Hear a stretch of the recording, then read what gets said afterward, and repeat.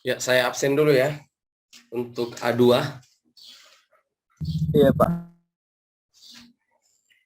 Rizal.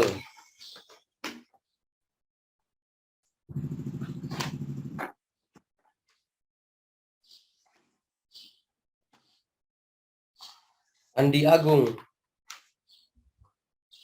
Tidak ada, Pak. Sabudin. Tidak ada, Pak. Amin. Amin Rais. Tidak ada, Pak. KKN itu Pak angkatan 19. Oke. Saiful.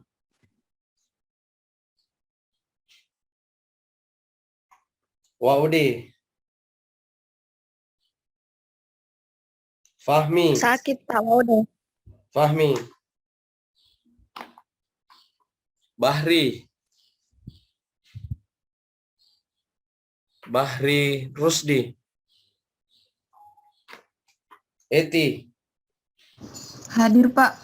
Idris. Hadir Pak. Anugrah. Hadir, Pak.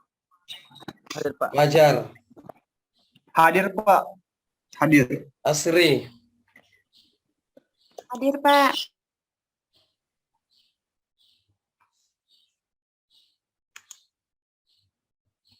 Inna.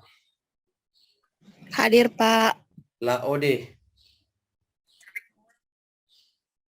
Deden.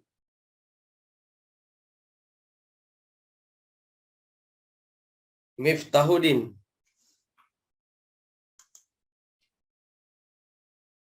Imam Asari. Ratu Amelia. Muhammad Kamal. Hadir, Pak. Taufik Hidayat.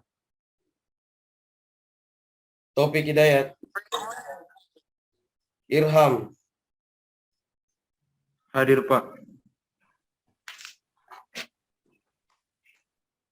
Angga. Hadir, Pak. Sahara. Sainal. Al-Farisi. Nurhalisa. Hadir, Afifah. Pak. Afifah.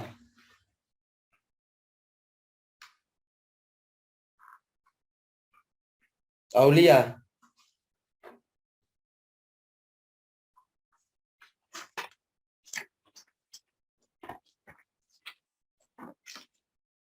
Dedi Susanto. Dendi A.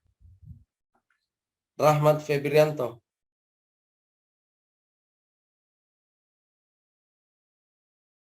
Ikra.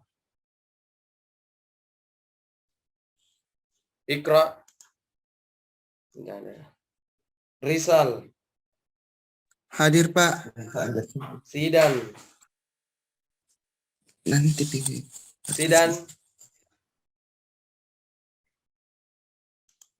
Sidan. Sulkifli. Arfian. Belum di ACC Pak. Oh. Hadir, Pak. Hadir. Andi Arfian hadir, Pak. Ya. Wahyuningsi. Asfari. Hadir, Pak. Asfari. Aldi Arif. Putri. Hadir, Pak. Putri. Hadir, Pak. Hadir. Salahuddin. Hadir, Pak. Intan. Hadir, Pak. Arnianti. Hadir, Pak. Arnianti, oke. Sudah sehat ya, Arni? Ardianti. Tapi Pak, Ya, Rahmat Febrianto tadi Pak, jaringan waktu disebut namaku Pak. oke. Tapi gak gaji orangnya toh. Rahmat Febrianto Pak. Ya. Hardianti. Tidak ada ya. Oke, baik. Bismillahirrahmanirrahim. Assalamualaikum warahmatullahi wabarakatuh. Tolong di-on-kan kameranya dulu. Assalamualaikum Pak. Salam. Ya. Assalamualaikum Pak. Waalaikumsalam. Pak, nama saya belum di absen Pak. Siapa namanya? Arafat Pak. Mungkin karena kau baru masuk. A3 atau A2? A2 Pak, A2 Pak. Febri. Saya juga Pak, Bahri. Tunggu. Oh, mungkin karena kau baru tadi masuk semua. Fahmi Bahri ya? Bahri Pak. Bahri saja? Ya, Bahri Rusdi. Oke. Muhammad Al-Farisi, Pak. Al-Farisi. Ya, sudah. Siapa lagi? Pak. Rapat Pak. Hidayat, Pak. Arafat. Imam Ashari, Pak. Ashari.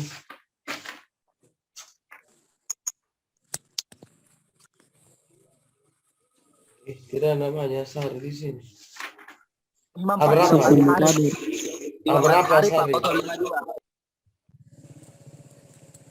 Nanti chat saya yang terlambat ya, jadi Japri. Imam Iya Pak, Ashari. iya Pak. Cuma belum jaringannya, Pak, pasti sebut namanya.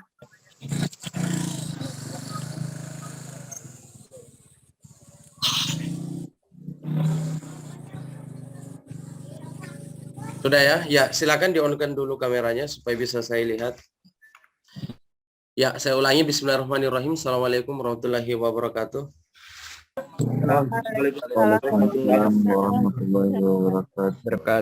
Ya, jadi hari ini kita langsung masuk materi modul 1 ya. Tolong diperhatikan.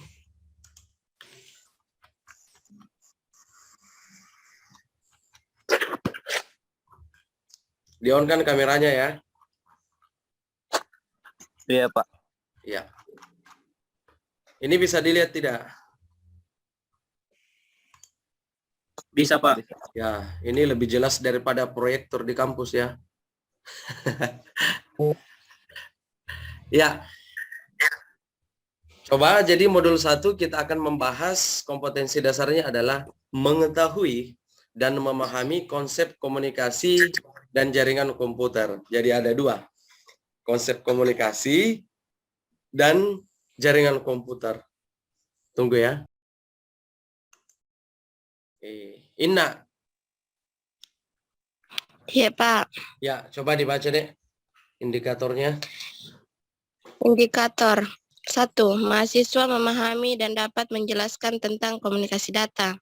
2. Mahasiswa memahami dan dapat menjelaskan tentang jaringan komputer. 3. Mahasiswa memahami pemanfaatan jaringan komputer. 4. Latihan soal. Oke, jadi ada 3 indikator yang harus dipahami setelah mempelajari modul 1. Yang pertama, kita harus paham tentang komunikasi data. Yang kedua, kita bisa memahami dan menjelaskan tentang jaringan komputer.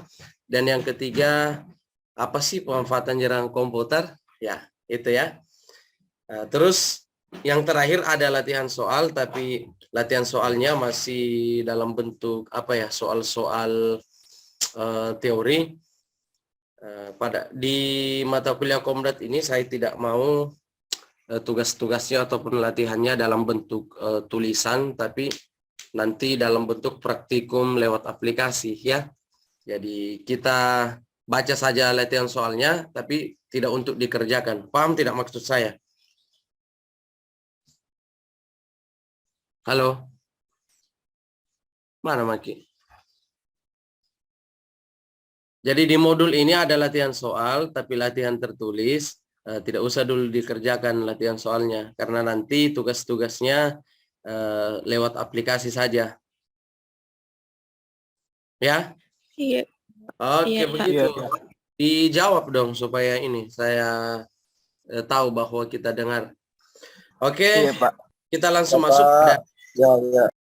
pengertian konsep komunikasi data. Coba Kamal dibaca pengertian konsep komunikasi data.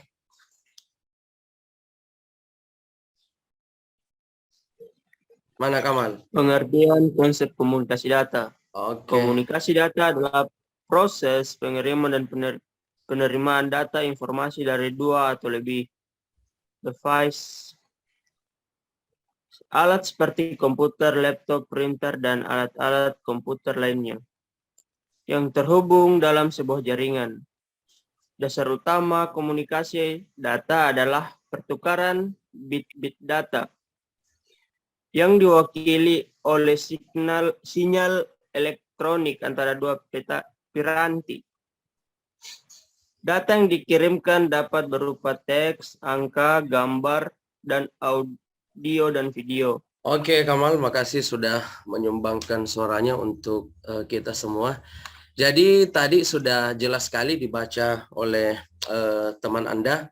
Komunikasi data adalah proses pengiriman dan penerimaan data atau informasi dari dua atau lebih device.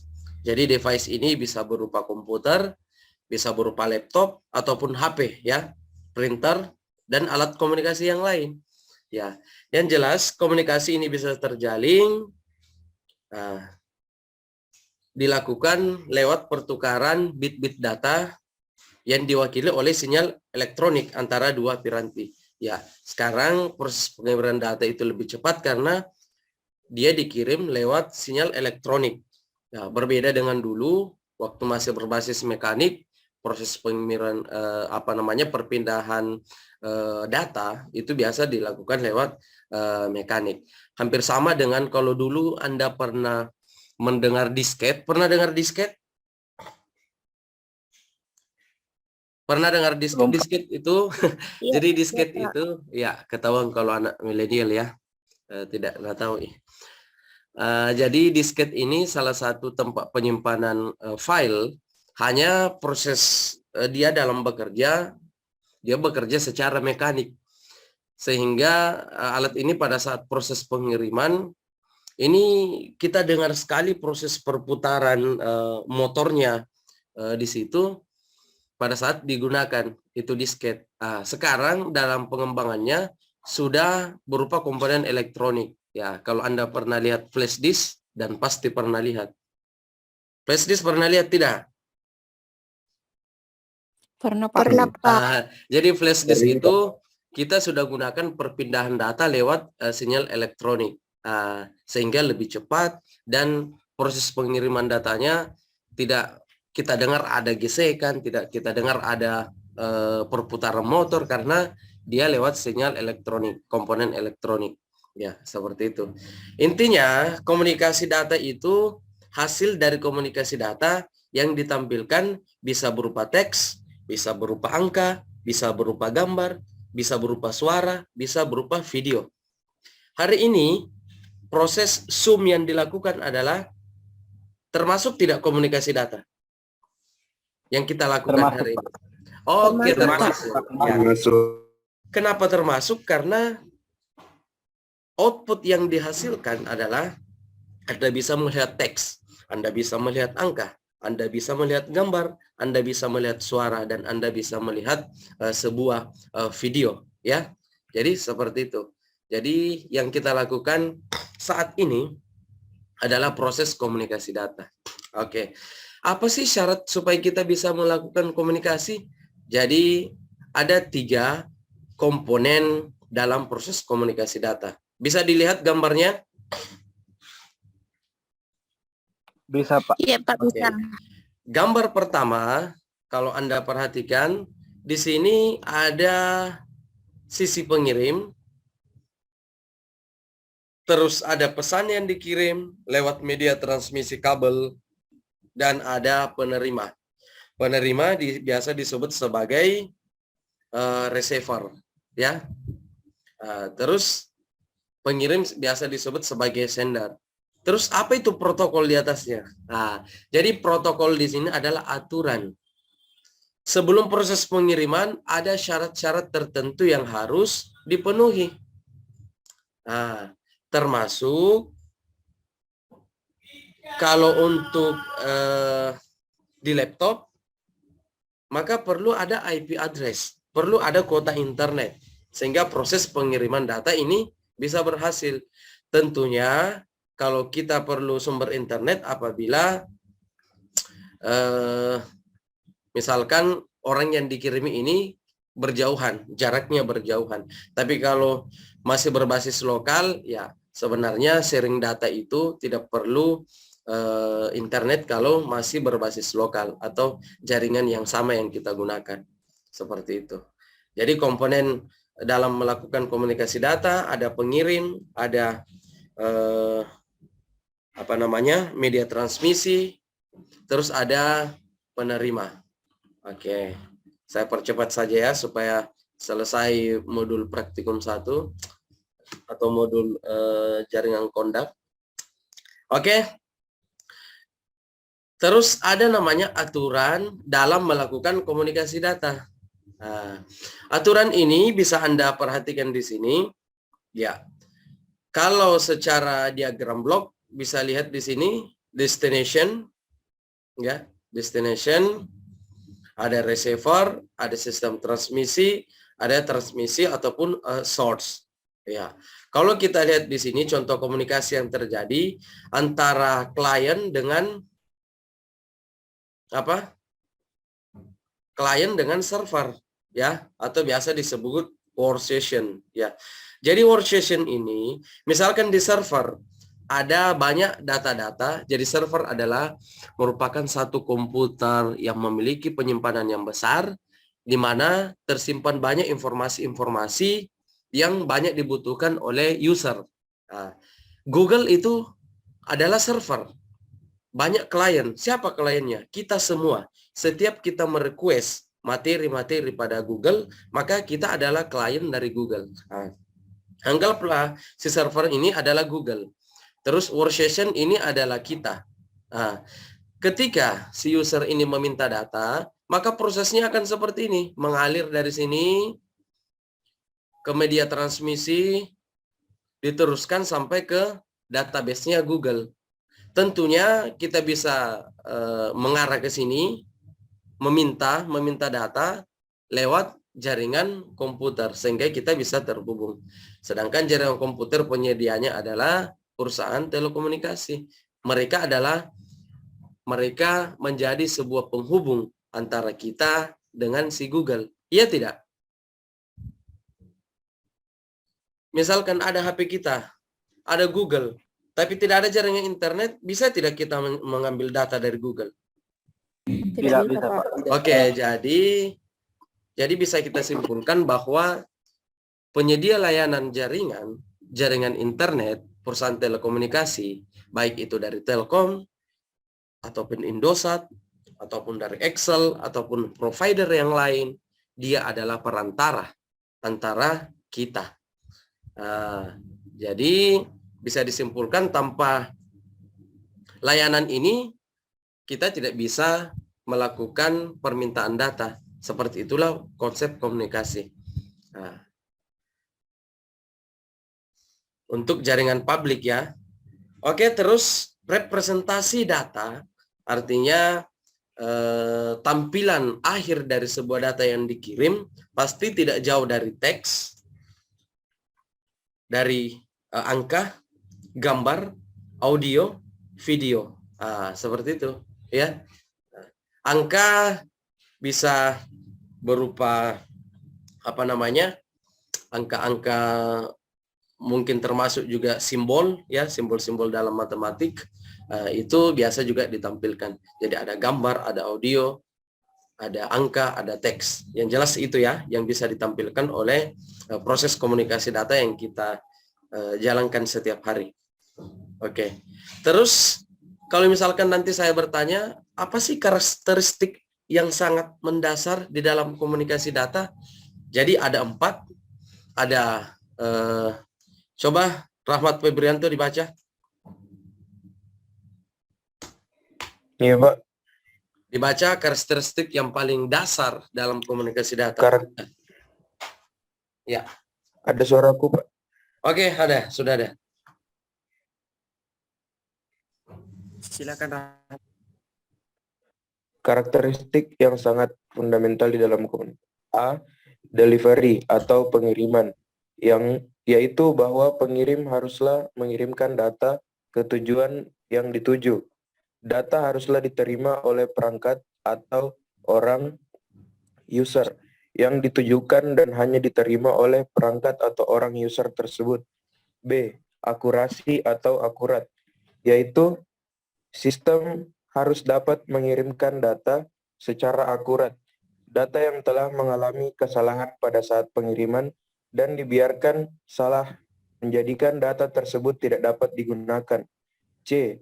Timelines atau sesuai dengan waktu, yaitu sistem harus dapat mengirimkan data dalam waktu yang tepat. Oke, yang terakhir ada jitter. Variasi Bagian- dari waktu kedatangan paket, ketidaksamaan waktu tunda dalam pengiriman paket audio dan video. Ya, jadi karakteristik dari yang sangat mendasar dari komunikasi data adalah ada 4. Yang pertama, pengiriman.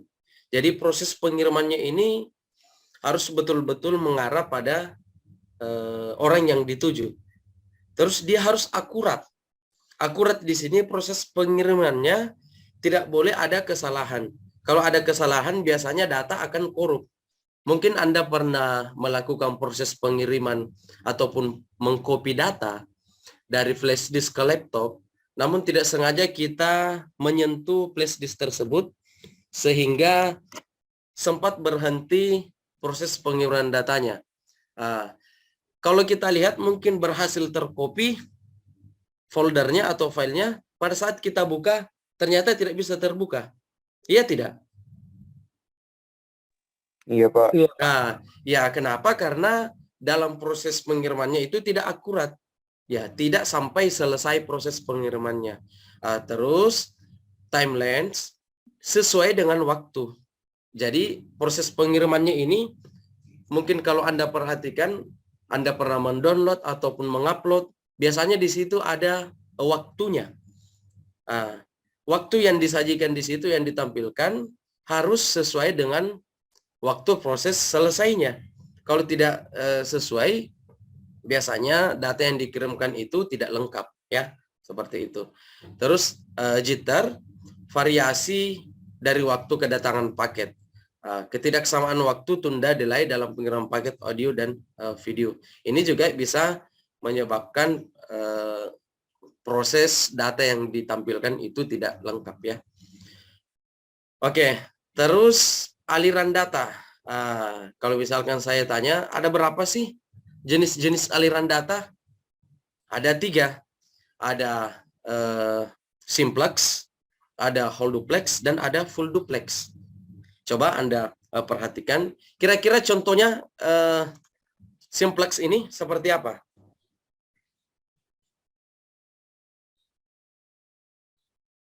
Ada yang tahu contoh komunikasi simplex? Oke, saya percepat saja. Jadi simplex ini komunikasi satu arah. Ya, satu arah saja. Jadi ini saja yang menghasilkan komonitor. Kira-kira perangkat apa saja yang bisa menghasilkan komonitor? Sesuatu yang bisa ditampilkan di monitor. Perangkat apa saja yang bisa kita kita berikan aksi dan ditampilkan di monitor? Mouse, Pak. Laptop. Oke, salah satunya mouse. Jadi saya gerakkan seperti ini lewat tangan mouse saya, itu memberikan input kepada monitor. Monitor akan menampilkan gerakan. Kira-kira monitor bisa mempengaruhi mouse tidak? Tidak bisa. Tidak bisa. Berarti ini adalah komunikasi satu arah, simplex. Ya. Jadi komunikasi yang terjadi di sini, ini terjadi komunikasi, ada penerima, ada pengirim, ada proses dan ada penerima. Tapi di sini tidak, proses komunikasinya hanya satu arah. Si monitor ini dia hanya memberikan tampilan, sedangkan monitor ini tidak bisa memberikan apa-apa ke mouse ataupun ke keyboard. Keyboard juga seperti itu. Kita mengetikkan berupa angka ataupun mengetikkan sesuatu di monitor di keyboard kita, maka akan ditampilkan oleh monitor. Kalau dia whole duplex, kira-kira komunikasi dua arah apa itu? komunikasi dua arah. Jadi whole duplex ini komunikasi dua arah, namun tidak bisa secara bersamaan. Ya. Kira-kira alat elektronik apa ini? Contohnya. Walkie-talkie, Pak. Oke, jadi kalau kita pernah melihat aparat-aparat kepolisian ataupun security, ya, dia biasanya berkomunikasi atau film-film jadul mungkin pernah Anda lihat, ada namanya HT. Pernah dengar? Pernah, Pak. Iya, Ya, Pak. jadi Pernah, HT Pak. itu Pernah pakai juga, Pak. oh pernah pakai juga. Jadi pada saat kita melakukan komunikasi, biasanya ada yang kita pencet terlebih dahulu. Pada saat kita memberikan informasi kepada lawan bicara kita, itu mereka harus diam terlebih dahulu untuk mendengarkan. Karena pada saat dia juga melakukan proses mengirim data secara bersamaan, itu tidak akan kita dengar. Ya, karena prosesnya di sini hanya dua arah tapi tidak bisa bersamaan. Seperti itulah whole duplex.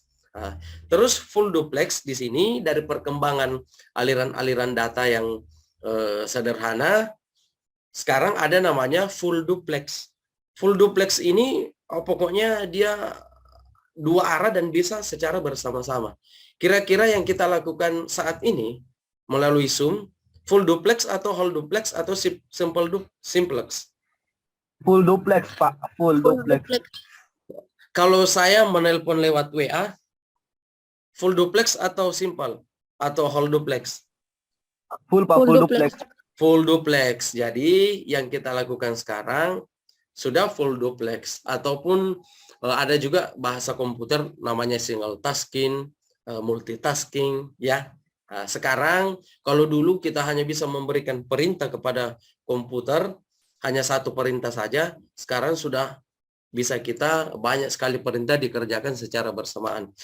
Kita bisa membuat makalah, mengetikkan di Word, kita bisa sambil mendengarkan musik, sambil melihat video, ya. Jadi itulah yang namanya full duplex, komunikasi yang terjalin sudah betul-betul all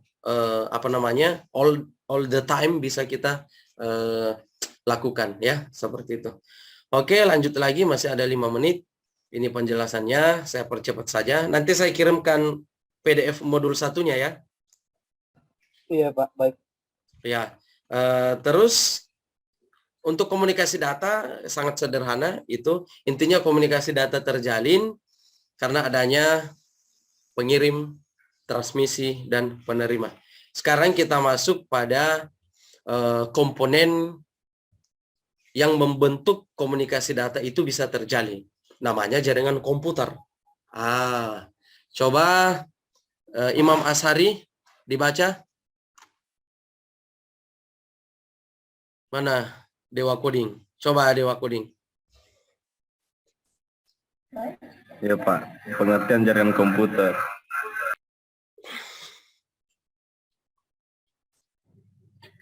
Jaringan komputer adalah dua atau lebih perangkat komputer yang saling terhubung atau terkoneksi antara satu dengan yang lain dan digunakan untuk berbagai sumber data. Jaringan dapat bersifat privat maupun publik. Dalam penggunaan jaringan privat, biasanya memerlukan akses user untuk melakukan kredensial berupa kata sandi yang dimasukkan secara manual oleh administrator atau diperoleh langsung oleh pengguna. Untuk penggunaan jaringan publik seperti internet tidak membatasi suatu akses. Oke, makasih Rahmat. Makasih Asari sudah ini memberikan penjelasan mengenai pengertian jaringan komputer. Jadi sesuai yang dijelaskan tadi bahwa ada dua atau lebih perangkat komputer yang saling terhubung ataupun saling terkoneksi, baru bisa kita katakan sebuah jaringan komputer. Kalau laptop saya sendiri, itu bukan jaringan komputer. Itu namanya masih bersifat personal.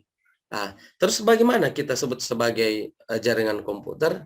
Ketika dua buah atau lebih device yang saling terhubung dan bisa saling berkomunikasi. Di sini ada yang bersifat privat dan publik. Bersifat privat di sini artinya dia bersifat lokal. Lokal ini, jaringan ini bisa berkomunikasi hanya dengan orang-orang yang terhubung dengan jaringan tersebut. Ya. Bagaimana supaya saya bisa berkomunikasi dengan semua orang dari tempat jauh?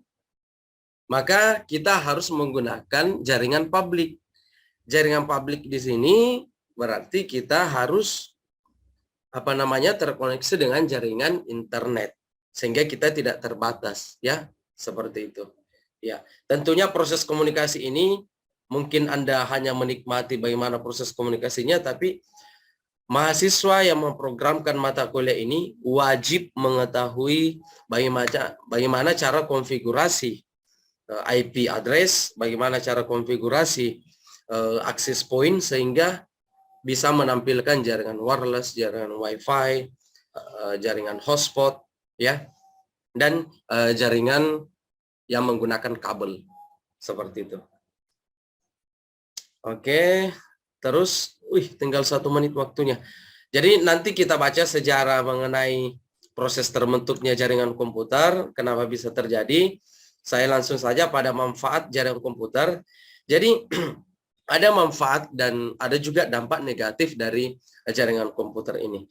Salah satu manfaatnya kita bisa berbagi dokumen. Terus untuk menjaga dan manajemen keamanan data. Hari ini, dulu waktu saya masih kuliah, saya menyimpan data banyak di kaset CD. Kaset CD. Namun ternyata lewat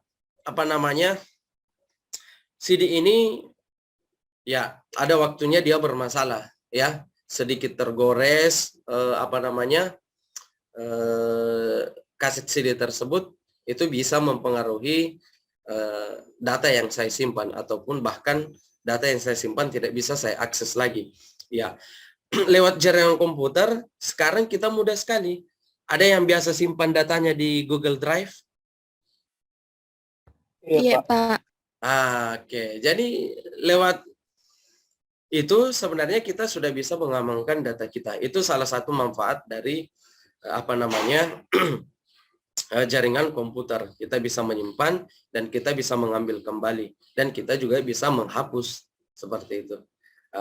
Terus memudahkan dalam berkomunikasi. Hari ini kita melakukan komunikasi secara secara daring, dan mudah-mudahan